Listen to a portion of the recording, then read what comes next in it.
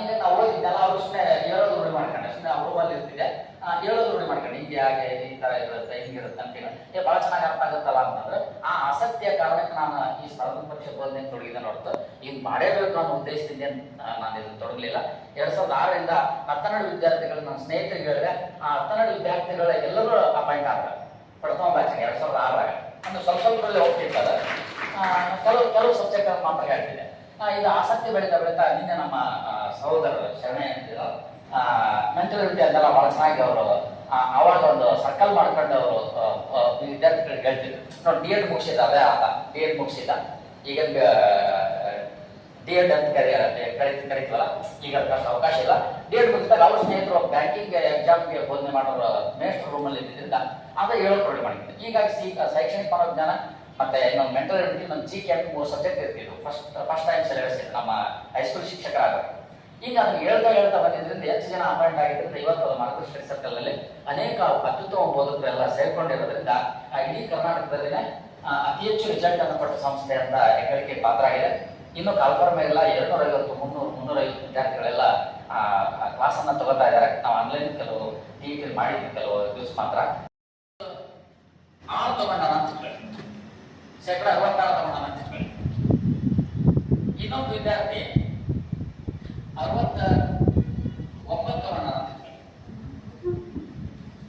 69%. ಆದ್ರೆ 69 GPST ಅನ್ನೋದು ತಗೊಂಡದಲ್ಲ, ನೇಮಕಾತಿ ತಗೊಂಡಿದಾರಲ್ಲ, ಈ ವಿದ್ಯಾರ್ಥಿ TET ಸ್ಕೋರ್ 90 ಇದೆ ಅಂದ್ರೆ ಈ ವಿದ್ಯಾರ್ಥಿ TET ಸ್ಕೋರ್ 90 ಇದೆ ಅಂದ್ರೆ ಟೋಟಲ್ ಮಾರ್ಕ್ಸ್ ಎಷ್ಟು ಹಿಡಿತಾನೆ? 13 ಹಿಡಿತಾನೆ. ಅಂದ್ರೆ ಆ ಟೋಟಲ್ ಮಾರ್ಕ್ಸ್ ಅನ್ನ ಕೌಂಟ್ ಮಾಡಿದ್ರೆ ಇಲ್ಲಿ ವಿಭಾಗ ಮಾಡಿ ನಾನು ಹೇಳೋದಾದ್ರೆ 60 ಅಂಕ, 58 ಅಂಕ. ಈ ಡಿವೈಡ್ ಮಾಡ್ಕೊಂಡು ಟೋಟಲ್ ಪರ್ಸೆಂಟೇಜ್ ಎಷ್ಟಾಗಿದೆ ಅಂದ್ರೆ ಪ್ಲಸ್ ಇಲ್ಲಿ 13 ಮಾಡ್ಕೊಳ್ಳೋಣ. ಅದೊಂದು 73 61 ಆಗಿರ್ತದೆ. ಇಲ್ಲಿ 13 ಮಾಡ್ಕೊಳ್ಳೋಣ.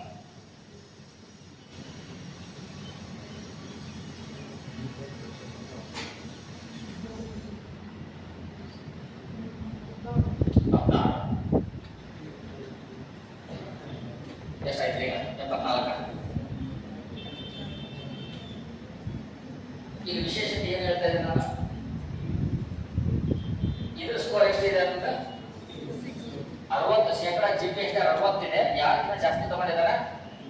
ಇಲ್ಲಿ 58 ಅಂಕ ತಗೊಂಡಿರೋ ಒಬ್ಬ ವ್ಯಕ್ತಿ 2% GPST ಕಡಿಮೆ ಇದೆ. ಇಲ್ಲಿ 2% GPST ಹೆಚ್ಚಿದೆ. ಆತನ ಸ್ಕೋರ್ 60, ಇದ್ರ ಸ್ಕೋರ್ 58. ಆದ್ರೆ TET-ಯಲ್ಲಿ ಈ ಟೆಸ್ಟ್ ತಗೊಂಡಿದ್ದಾನೆ 120 ಇದೆ. 120 ತಗೊಂಡು ಟೋಟಲ್ ಸ್ಕೋರ್ ಏನಾಯ್ತು? 74. ಇದ್ರ ಸ್ಕೋರ್ 90ಕ್ಕೆ ಸಮಾಧಾನ ಆಗಿ ಅಷ್ಟಕ್ಕೆ ಬಿಟ್ಟರೆ TET ಕ್ಲಿಯರ್ ಆಗಿ ನಾನು GPST ಹೋಗೋದು ಅಂತ ಓದಿದ ವ್ಯಕ್ತಿ ಈ ತರ ಉದಾಹರಣೆ ಮನೆಲ್ಲ ಆಗಿದ್ದಾವೆ. ಇವು ಸ್ಕೋರ್ 73 ಆಗಿದೆ. ನೌಕರಿ ಸಿಗೋದು ಯಾರು ಸಿಕ್ಕಿರುತ್ತೆ? ಅದಕ್ಕೆ ಯಾವಾಗ ಡಿಸೈಡ್ ಮಾಡ್ತೀವಿ ನೌಕರಿ? TET decide. ನಾವೇನು ಅನ್ಕೊಂತೀವಿ ಎಲ್ಲೋ ಇರ್ಬೋದಲ್ಲ, ಇವತ್ತಿಂದ ಸ್ಟಾರ್ಟ್ ಆಗುತ್ತೆ ಜರ್ನಿ ನೌಕರಿ ಅಲ್ಲ. ಇವಾಗ ಕಾನ್ಫರ್ಮ್ ಆಗಿಲ್ಲ, B.Ed ಮುಗಿದಿಲ್ಲ, ಇದು ಇಂಗ್ಲೀಷ್ ಅಂತ ಬರೆಯಕತ್ತೀವಿ, ಇನ್ನು ಮೆಥಡಿಸಮ್ ಮ್ಯಾಥಮೆಟಿಕ್ಸ್ ಆಗಿಲ್ಲ, ಈಗೆಲ್ಲ ಯೋಚನೆ ಮಾಡಬೇಕು. ಏನು ಕಲಿಯಕ್ಕೆ ಸಾಧ್ಯ ಐತಲ್ಲ ಅದು ಇವತ್ತಿಂದ